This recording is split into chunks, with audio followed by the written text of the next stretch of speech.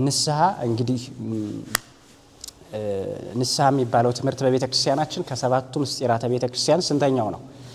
አንደኛው፣ ሁለተኛው አይደለም፣ አንደኛው ምስጢር ነው። እንደሚታወቀው ሰባቱ ምስጢራተ ቤተ ክርስቲያን የሚባሉት በጣም የረቀቁ እኛ ከምናያቸው በድርጊት የሚገለጹ ደግሞ የሚያሰጡት ጸጋ ደግሞ በስውርና በሽሽግ የሆነ ሀብትና ጸጋ የሚያሰጡ ምስጢራት ናቸው። ከነዛ ምስጢራት አንዱ ምስጢረ ንስሐ ነው። ይሄንን ምስጢረ ንስሐን በየዕለት ተዕለት ህይወታችን እንድናከናውነው እንድንሰራው ታዘናል። ለዚህም የቅዱስ ዮሐንስ መጥምቅ የትምህርቱ መሰረት ሆኖ የነበረው ንስሐ ነው። መንግስተ ሰማያት ቀርባለችና ምን በሉ ንስሐ ግቡ። ከዛ ክርስቶስ ሲመጣ በራሱ የትምህርቱ መጀመሪያ ያደረገው ንስሐን ነበር። ተመልከቱ፣ በየትኛውም ነብይ በየትኛውም ሐዋርያ የመጀመሪያ ስራቸው የመጀመሪያ አስተምሮታቸው ሰው ንስሐ እንዲገባ ነው። ሰው ንስሐ ካልገባ እኮ ትምህርትም ራሱ አያስፈልገውም እኮ። ንስሐ ለማይገባ ሰው ትምህርት ምን ይሰራለታል? ስለዚህ የትምህርት ማዕከል የቅዱስ ዮሐንስ መጥምቅም የትምህርቱ ማዕከል መንግስተ ሰማያት ቀርባለች እና ንስሐ ግቡ የሚል ነበረ። እንደዚሁ የጌታ የትምህርት ማዕከል ደግሞ በተመሳሳይ ንስሐ መንግስተ ሰማያት ቀርባለች እና ንስሐ ግቡ የሚል ነበረ። ከዚሁ እግር መንገዱን ተያይዞ የንስሐ ዓላማዎች አሉ። እነዚህ ዓላማዎች በጣም ብዙዎች ናቸው። በነገራችን ላይ ምናልባት ወደ መጨረሻ አካባቢ የምናያቸው ነገሮች ይኖራሉ። አንደኛ እንግዲህ ኃጢአተኛ በደለኛ የሆኑ ሰዎች ኃጢአታችን ምን እንዲልልን ነው? ኃጢአታችን ምን እንዲል ነው? እንዲሰራይልን ንስሐ እንገባለን አይደል?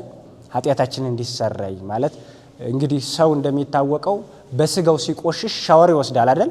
ሻወር በሚወስድ ሰዓት ደግሞ በቃ ነፃ እንደሆነ ይሰማዋል፣ ንጹህ እንደሆነ ይሰማዋልና በተመሳሳይ ደግሞ በነፍሱ የሰው ልጅ ንስሐ ሲወስድ ወይም ደግሞ ንስሐን ሲቀበልና ያንን ሲተገብር በህይወቱ ተፈጻሚነት እንዲኖረው ሲያደርግ የዛን ጊዜ የሰው ልጅ የነፍሱ ቆሻሻ ሙሉ በሙሉ ይወገድለታል፣ ይጸዳል ማለት ነው። ከዛ ውስጣዊ ሰላም የሚባለው ነገር ይሰማዋል። ስለዚህ ዓላማው የንስሐ ከኃጢአታችን እና ከበደላችን ንጹህ ማድረግ ነው።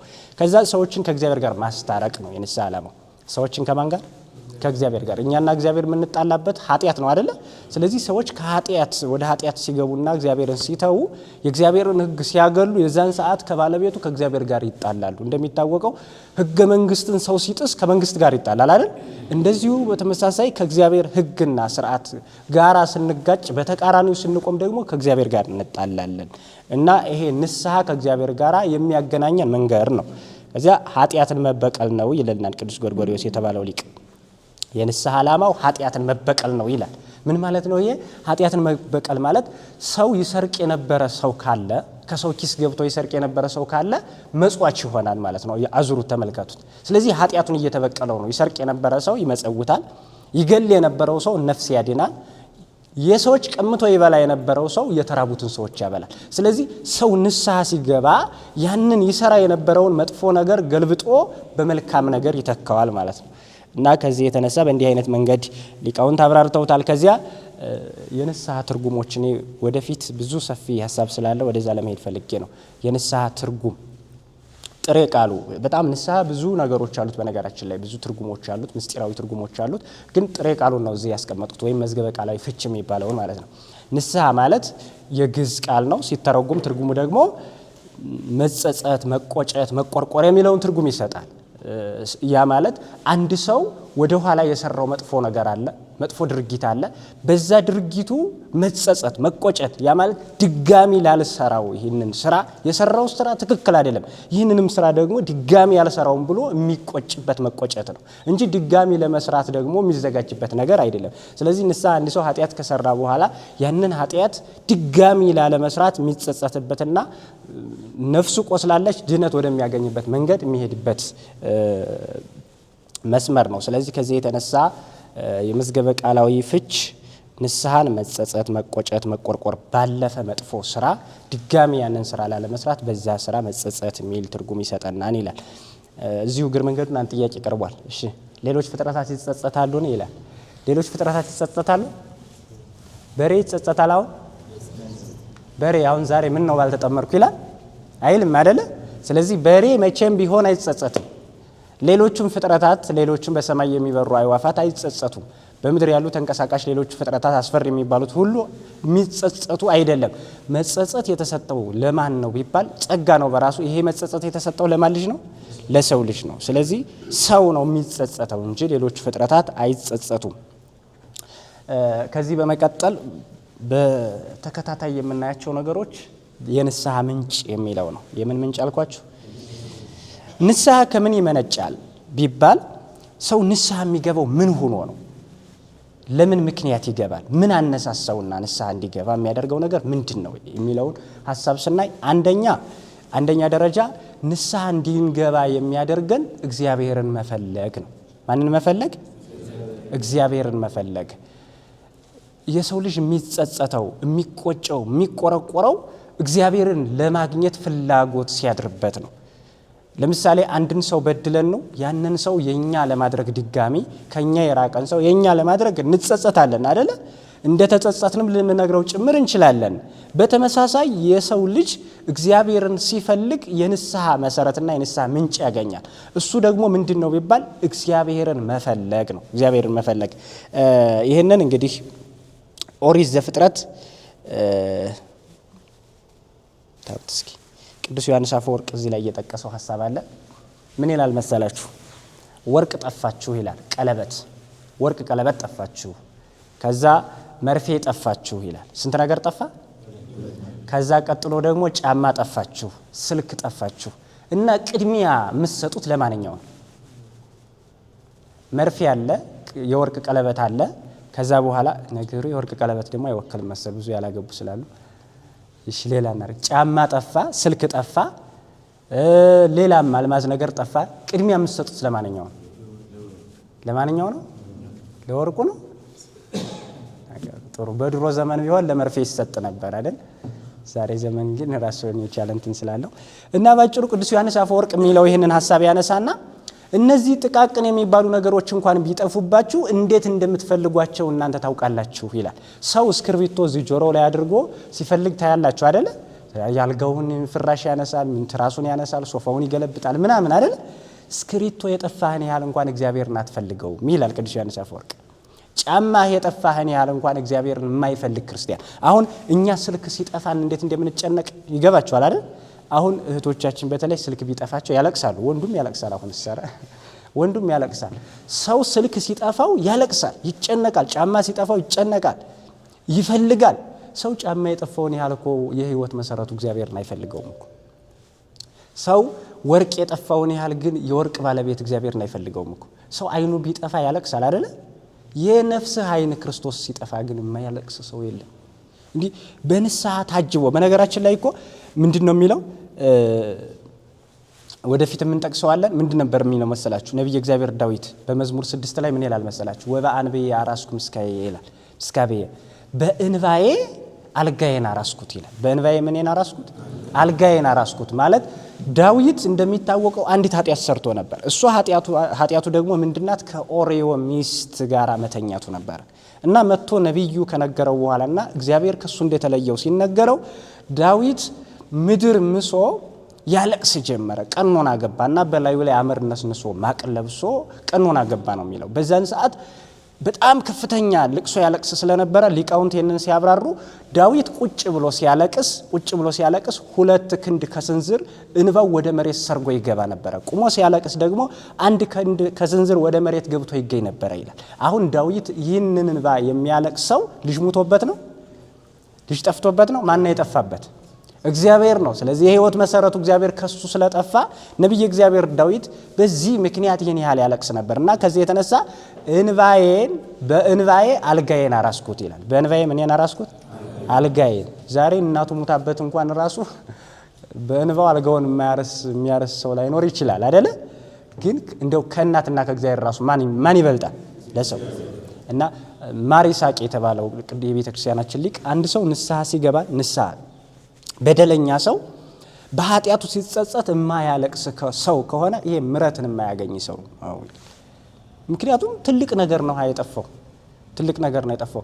ወንድም ቢሞትብን እኮ እኛ እናለቅሳለን አይደል? ሰው እኮ የሆነ ነገር ቤተሰቡ የሆነ ነገር ቢሆንበት ከሱ ቢለይና ቢጠፋ ያለቅሳል። እግዚአብሔር ከተለየው ግን ምን ዋጋ አለው? ሁሉም ነገር እኮ የሁሉም ነገር መሰረት የኛ የህይወታችን የአካላችን የማንነታችን ሁሉ መሰረት ማን ብቻ ነው? እግዚአብሔር ነው። ስለዚህ እግዚአብሔር ጠፍቶ ግን ምንም አንተ ያልጠፋህ ነገር ያለ አይመስልም። ጫማ የጠፋን ያህል የማይፈልግ ክርስቲያን አሁን የበረከተው እሱ ነው። በነገራችን አሁን ላይ የቤተክርስቲያኗ ፈተና ምንድነው ቢባል ይሄ ነው። ክርስቶስን የማይፈልጉ ክርስቲያኖች ተፈጠሩ። ክርስቶስን የማይፈልጉ ክርስቲያኖች፣ ቤተክርስቲያኗን የማያውቁ ክርስቲያኖች፣ እምነታቸውን የማይገልጹ ክርስቲያኖች፣ እንዲህ ዝም ብለው ነጠላ የሚለብሱ ክርስቲያኖች፣ ዕውቀት የሌላቸው ክርስቲያኖች፣ ባዶ የሆኑ ባዶ እንደዚህ አይነቶቹን ምን ይላል መሰላችሁ ሐዋርያው? ውሃ የሌላቸው ደመናዎች ይላቸው። ውሃ የሌላቸው ምን ይሰራል? ውሃ የሌለው ደመና ፀሐይን ከመጋረድ ውጭ አይደለ? ምንም የሚሰራው ነገር የለም እኮ። እና ህይወት የሌላቸው ግን ካባ ለብሰው የሚታዩ፣ ህይወት የሌላቸው ነጠላ ለብሰው የሚታዩ፣ ሲያሸበሽቡ የሚታዩ እነዚህ አስመሳዮች፣ ከእውነት የራቁ እንዲህ አይነት ክርስቲያኖች ለክርስቶስ ምን ይሰሩለታል? እነዚህ ስም ብቻ የሆኑ ማለት ነው። እና እነዚህ ውሃ የሌላቸው ደመናዎች ክርስቶስን የማይፈልጉ በሽተኞች። በነገራችን ላይ እግዚአብሔርን የማይፈልግ ሰው መገለጫዎቹ አንዱ መገለጫ ምንድነው ብትሉኝ የእግዚአብሔርን ቃል አለመስማት ነው። የማንን ቃል? እህቶቻችን ጠጋ በሉ እስቲ ወደዚህ ራቃችሁ መሰለኝ። ትጠጉ ይሰማችኋል አይደል? በጣም ጥሩ። ሰው የእግዚአብሔርን ቃል አልሰማ ሲል በሽተኛ መሆኑን የምትረዱት የዛን ሰዓት ነው። መንፈሳዊ በሽተኛ የሚባለው ሰው ያ ማለት ምን ማለት ነው? ለምሳሌ አንድ በሽተኛ ሲታመም ምግብ አይወስድም አይደለ? የተለያዩ ፈሳሾች ሊታዘዙለት ይችላሉ፣ ግሉኮስም ሊሰጠው ይችላል። ይሄ ሰውዬ ምግብ መውሰድ ስላልቻለ እንዲህ አይነት ነገሮች ይሰጡታል። በአፉ መውሰድ ስላልቻለ በዚህ በደም ስሩ ይሰጠዋል አይደለ? በህይወት ሰውየው መኖር ስላለበት። አሁን ክርስቲያኖች የእግዚአብሔር ቃል የሚመራቸው ከሆነ እነዚህ ሰዎች በሽተኞች ናቸው። እነዚህ ሰዎች ከግንዱ ለመነጠልና ከግንዱ ተገንጥለው ለመውደቅና ለመድረቅ በጣም ቅርብ የሆኑ ሰዎች ናቸው። ለዛ ነው እኮ አሁን የኛ ቤት ሰው አሁን ወጣቱ በተለይ መዘመር ያምረዋል፣ ተማር ሲባል ግን የለም። ዝማሬ ማቅረብ፣ በሰዎች ፊት መታየት ምናምን ይፈልጋል። ግን የእግዚአብሔርን ቃል ስማ ሲባል ሰውየው የለም። ዘምረው ከመድረክ ላይ ዘምረው የሉም ሰዎች እኮ። ትምህርት ሲሰጥ የሉም። በኋላ ትምህርት ሲጨርስ ደግሞ የሚመጡ እንዲህ አይነት ፈተና ውስጥ ነው የገባን ነው እኮ። እንዲህ አይነት ለዚህ ምክንያት ደግሞ ምእመናን ራሳቸው አለማወቃቸው ይህንን ችግር እነሱ ቢያውቁ እኮ በሽተኛውንና ጤነኛውን ለይተው ያውቁታል። ምናልባት ይህንን የራሻዎችን ታሪክ መውሰድ ትችላላችሁ። ይሄ አባቶች ነን የሚሉ ከመንግስት ጋር ግን በወቅቱ ከነበረ የፖለቲካ ሁኔታ ጋር አብረው ተጣምረው ሲሰሩ የነበሩ ሰዎችን እንዴት አድርገው እንዳጸዷቸው ማለት ነው። የተማረ ሰው የተማረ ምእመን ሲፈጠር ያጸደዋል፣ የትኛውንም ነገር ቢሆን የትኛውንም ነገር። ምክንያቱም ከሱ ጋር እዛኛው ካለ ከዛኛው ሰው ጋር ካለ ትዕቢት ከሱ ጋር ያለው ክርስቶስ አይበልጥም? ይበልጣል እኮ። የትም ቢሆን የት እውነተኛ ክርስቲያን ሲኖር ነገሮችን የማስተካከል ጉልበት አለው። ምክንያቱም ከበስተጀርባው ኃይሉ እግዚአብሔር ነው አይደል? በእግዚአብሔር ደግሞ የማያደርገው ነገር የለም። እና ባጭሩ ክርስቲያኖች ታመዋል። አሁን ላይ እኔ እንደሚታየኝ እንደዛ ነው። ብዙ ሰው ታሟል። ብዙ ሰው አሁን እኮ የኢትዮጵያ አሁን የዚህ ደብር ሰው ወጣቶች አሁን እናንተ ብቻ ናችሁ እንዴ? በሽተኛው ስለበዛ ነው። በሽተኛው ስጋዊ በሽተኛ እንደበዛ ሁሉ መንፈሳዊ በሽተኛው ደግሞ በእጥፍ ነው የጨመረው። የእግዚአብሔር ቃል የማይፈልጉ። ስለዚህ አንድ ሰው ምግብ ካላስፈለገው ጤነኛ አይደለም ይሄ ሰው ማለት ነው። በጊዜ ደግሞ ይሄ በሽተኛ ደግሞ አሁን የነፍስ በሽተኛው ምን አይነት ችግር ያለበት ሰው እንደሆነ ታውቃላችሁ? በወቅት ወደ ሐኪም ቤት የማይሄድ ሰው እኮ ሲታመም ወደ ሆስፒታል ይሄዳል አይደል? ይሄ መንፈሳዊ በሽታ የሚባለው ግን ውጫዊ አካል ገዝቶ ስለማይታይ ሰዎች ወደ ሕክምና ሄዱ። አይምሮስ ይሄ ሰላም ሲነሳቸው እንኳን አይገባቸው። ሰላም የማይሰማን ራሱ እኮ በሽተኛ ስለሆነ እኮ ሰላም አይሰማንም። ሰው ገንዘብ ይኖረዋል፣ ምን ይኖረዋል፣ ምን ሰላም አይሰማውም። ምክንያቱም ሰላም የማይሰማው ከህይወታችን እግዚአብሔር ስለራቀ እኮ። እሱን እመጣበታለሁ። ስለዚህ ሰዎች የንስሐ ምንጭ መሰረት የሚሆናቸው ወይም ደግሞ ለንስሐ ምንጭ መሰረትና ዋና መነሻ ነጥብ የሚሆናቸው ማንን መፈለግ ነው? እግዚአብሔርን። ይህን በተመለከተ እንዲህ ይላል ነቢየ እግዚአብሔር ዳዊት መዝሙር 40 ቁጥር 1 ላይ ከመያፈቅር ኃይል ሀባንቅ ተመያት ከማሁት አፈቅር ነፍሴ ሀበ እግዚአብሔር ይላል። ዋሊያ ውሃ ተጠምቶ ወደ ወንዝ እንደሚሄድና መሄድን እንደሚናፍቅ እንዲሁ ነፍሴ አንተን ምን አለች? ተጠማች ይላል። በቃ እግዚአብሔርን መፈለግ ማለት ይሄ ነው። እግዚአብሔር የሚመራው ሰው አይደለም እኛ አሁን የምንፈልገው። ቤተክርስቲያን የምትፈልገው እሱን አይደለም። እግዚአብሔር የሚመራው ሰው ሳይሆን እግዚአብሔር የሚጥመው ሰው። ይኸው ተመልከቱ። ጣዕሙ ወታእምሩ ከመሄር እግዚአብሔር ቸር እንደሆነ ቅመሱና ምን በሉት? ምንድን እስኪ ንገሩ እወቁ ነው አይደል? ስለዚህ አሁን እግዚአብሔር ቸር እንደሆነ እንዴት እንቅመሰው ነው። ለመቅመስ እንኳን ራሱ ዝግጆች አይደለም። ለዛ ነው እግዚአብሔር ይመረናል። የእግዚአብሔር ቃል ሲናገር ይመረናል። ህይወታችን እንዲስተካከል ሲናገር ይመረናል። ይሄ ችግር ዋናው ነገር እግዚአብሔር ከኛ ስለራቀና በመንፈስ በሽተኞች መሆናችንን የሚያመላክት ነው።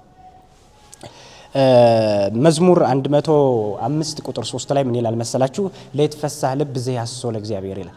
እግዚአብሔርን የሚፈልግ ልብ ደስ ይበለው ይላል። ማንን የሚፈልግ? እግዚአብሔርን የሚፈልግ ልብ ደስ ይበለው። በቃ እውነተኛ ክርስቲያን ማለት ይሄ ነው። እንዲህ አይነት ልብ ያለው፣ እግዚአብሔርን የሚፈልግ ልብ ያለው፣ እግዚአብሔርን የሚመኝ ልብ ያለው፣ እግዚአብሔርን ተስፋ የሚያደርግ ልብ ያለው እንዲህ አይነት ሰው ነው ለቤተ ክርስቲያን የሚጠቅመው፣ ለራሱ የሚጠቅመው፣ እግዚአብሔርን የሚያስደስተው ይሄ ነው። ስለዚህ የንስሐ ምንጫችን የመጀመሪያው ደረጃ ማንን መፈለግ ነው? እግዚአብሔርን ፈልጉት። በቃ አለቀ። ሁሉም ነገር እሱ ሲያዝ ሁሉም ነገር ይሟላል አይደል? የህይወታችን መሰረት እግዚአብሔር ከኛ ሲርቅ ነገሮች ሁሉ ይሟሉ። ግን ችግር አለ። ሁለተኛ ደረጃ የንስሐ መሰረት ወይም የንስሐ ምንጭ ሁለተኛ ደረጃ ምንድነው? ያነበባችሁ ንገሩኝ ስለሚታይ። ነፃነትን ምን ማለት መፈለግ ነው። ነፃነትን መፈለግ። ሰዎች ነፃነትን ሲፈልጉ ንስሐ ይፈልጋሉ።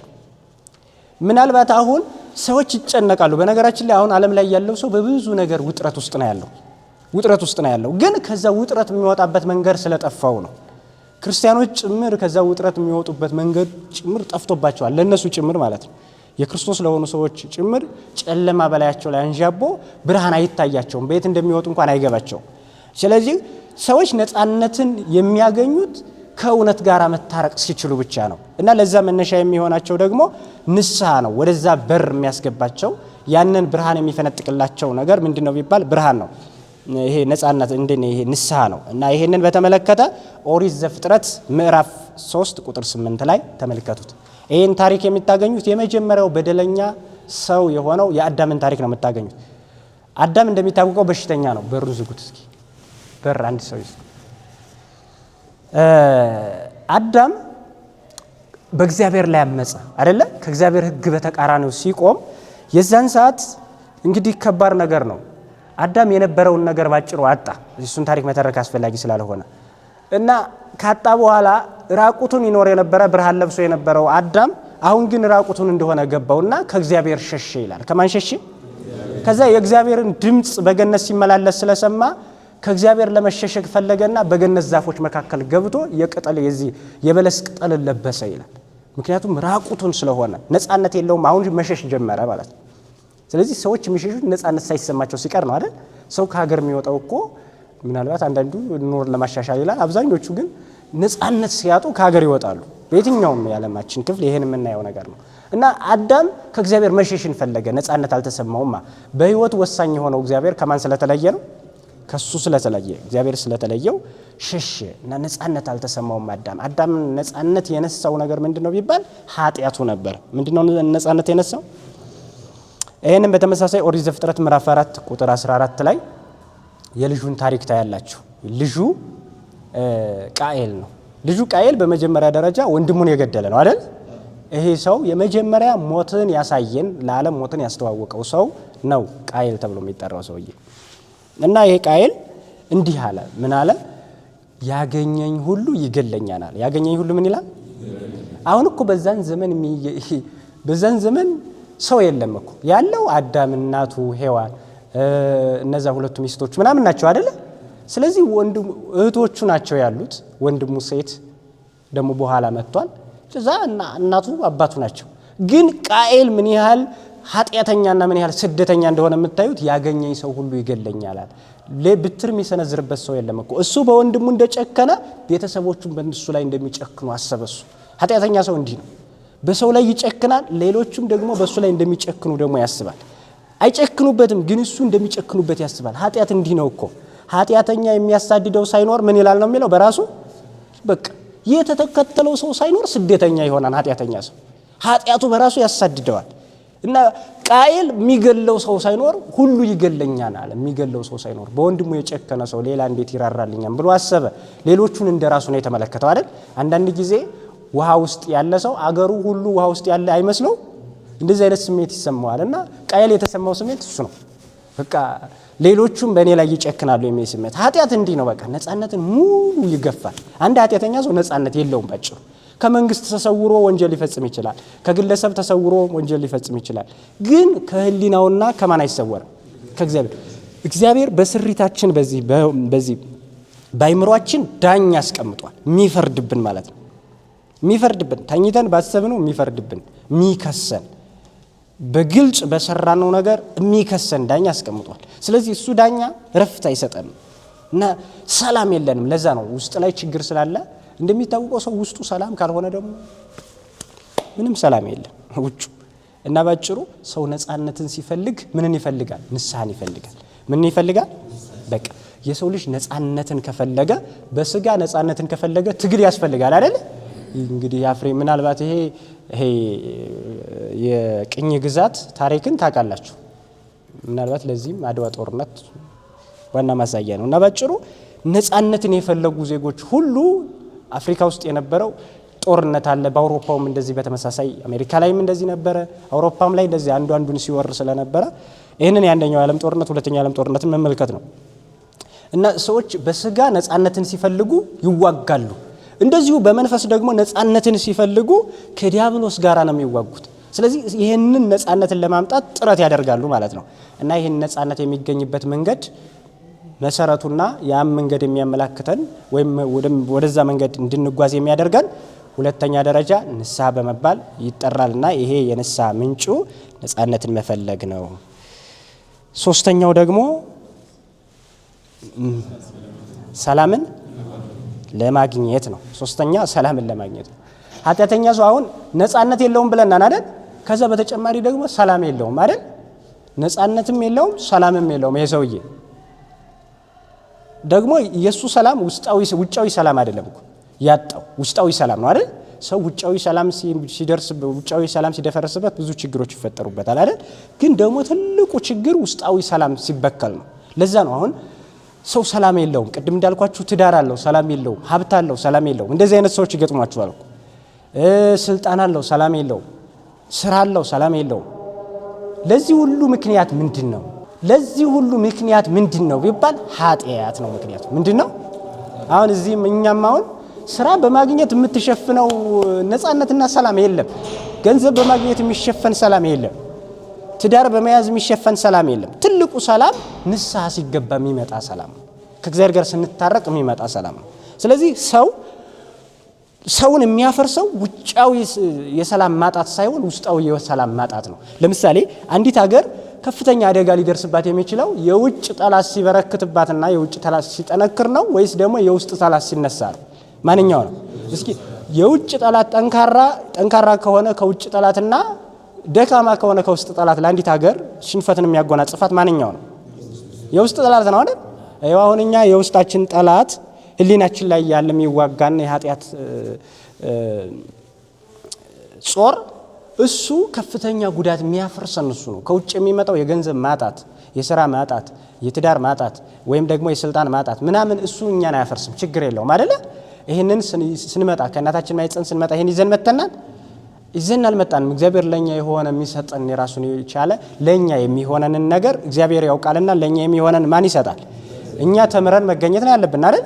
ለዛ ነገሮች እግዚአብሔር ያመቻቻል። ኃጢአተኛ ስለሆን ግን እግዚአብሔር ራሱ እሱን ነገር ያዘገይብናል።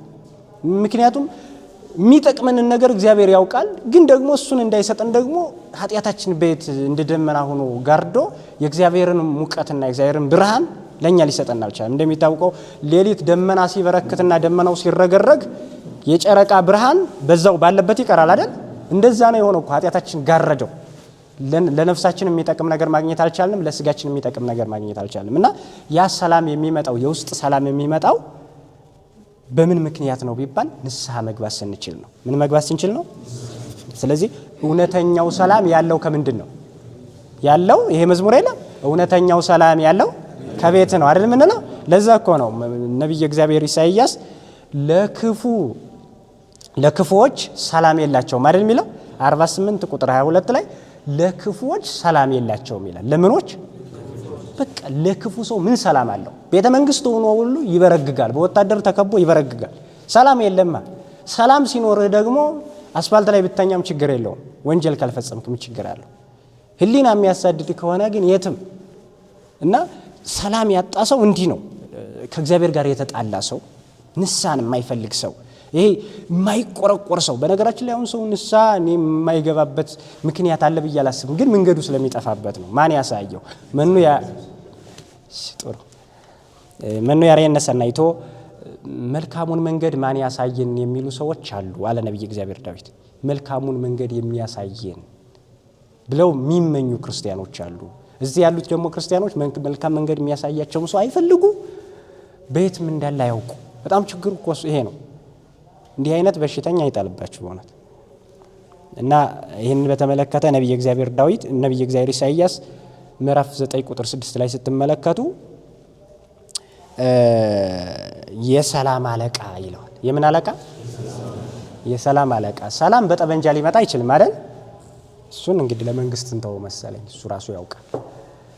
እና ባጭሩ ግን እውነተኛ ሰላም የሚመጣው ከእግዚአብሔር ነው አይደል? ከመንግስት አይመጣም፣ ከሆኑ ግለሰቦች አይመጣም፣ ከገንዘብ አይመጣም። ቅድም ከዘረዘርኩላችሁ ጉዳዮች ሰላም አይመጣም። ሰላም የሚመጣው ከእግዚአብሔር ነው። እውነተኛው ሰላም ከማን ስለሆነ ያለው? ከእግዚአብሔር ነው። እሱን ማግኘት ነው። ስለዚህ ሰዎች ሰላምን ለማግኘት ሲፈልጉ ወደ ንስሐ ይመጣሉና ይሄንን ሰላም ማጣታቸውንና ወደየት ብንሄድ ሰላም እናገኛለን የሚል ሐሳብ ሲያጠነጥኑ የዛን ጊዜ የንስሐ መሰረት ይሆናቸዋል ማለት ነው። እንደሚታወቀው እስኪ አንድ ጥያቄ ልጠይቃችሁ። ከአባቱ ጋር የተጣላ ልጅ ሰላም አለ የለውም? ትምህርት ቤት ውሎ እንዴት ቤት መሄድ እንዳለበት ይጨነቃል፣ ወጣቱ ማለት ነው። ትልቁም አተውት። እኛ ልጆቹ ነን፣ አጥፍተን ከቤት ሸሽተን ከእናታችን ሂደን በኋላ ግን ስንመለስ ምን ሊጠብቀን እንደምንችል እንፈራለን አይደል? ስለዚህ ከአባቱ ጋር የተጣላ ሰው ምን ሊገጥመው እንደሚችል ያውቃል፣ ይፈራል። ከወንድሙ ጋር የተጣላ ሰው ይፈራል። እንኳን ከወንድሙ ጋር ከሌላ ሰው ጋር የተጣላ ሰው ይፈራል አይደል? የሆነ ነገር ቢያደርገኝ እንኳን ብሎ ማለት ነው።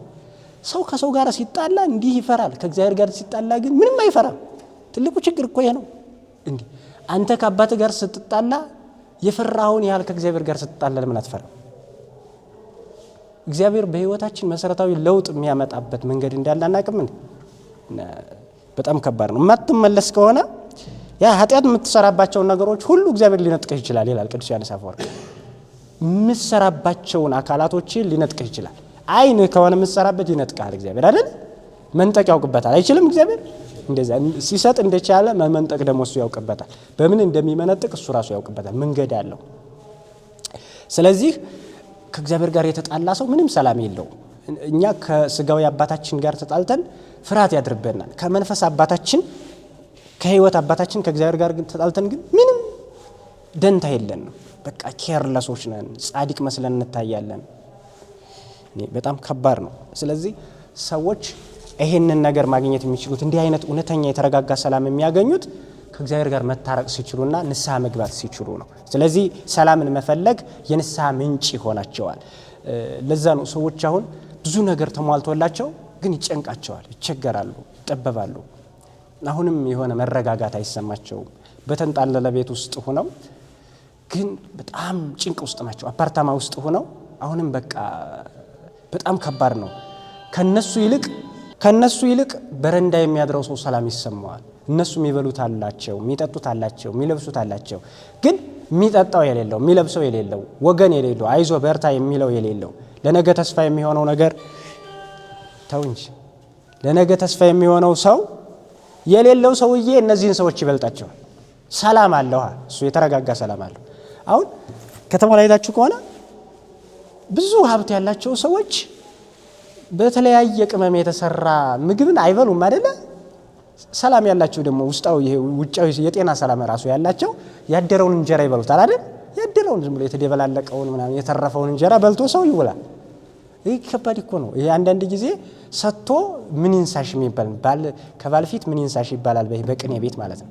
እና አንዳንድ ጊዜ ገንዘብ ሰጥቶ ያን ገንዘብ እንዳንበላው ማድረግ እንዲህ አይነት ነገር ይመጣልና ይሄ እውነተኛው ከእግዚአብሔር ያልሆነ ማንነት ሲመጣ እንዲህ አይነት ነገሮችን ያጎናጽፋል። እና ሰዎች ገንዘብ ኑሯቸው ገንዘባቸው እንደ ቱሪስት ይጎበኙታል እዚያ በኋላ።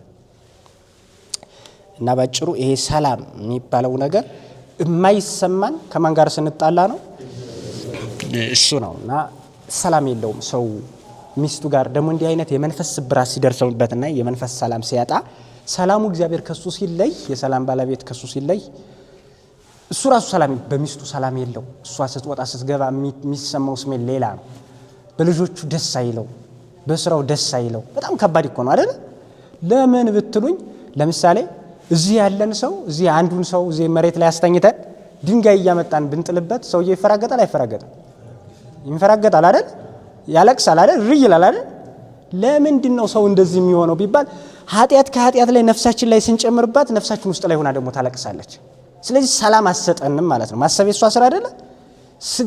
የስጋ ስራ ደራርበን ስንሰራባት እሷ አትቀበልም። ከዛ የተነሳ ሰዎች ሰላም የላቸውም። በቃ ምንም ይሙላ ምን ኃጢያት እየጨመሩ በሄዱ ቁጥር ነፍሳቸው መረጋጋት እየተሳናት ትሄዳለች። ከበላይ ከአቅሟ በላይ የሆነ ሸክም እየበዛባት ስለሆነ ማለት ነው። እና እሪ ስለምትል ሰዎች መኪና ይዘው ሲጨነቁ ምናያቸው ለዛ ነው። ቤት ይዘው ሲጨነቁ ምናያቸው፣ ገንዘብ ይዘው ሲጨነቁ፣ ሲጨናነቁ፣ ሲቸገሩ ምናምን የምንመለከታቸው ከዛ የተነሳ ነው። እና ባጭሩ እውነተኛው ሰላም የሚገኘው ከዓለም ከገንዘብ ከምን ሳይሆን ከማን ነው?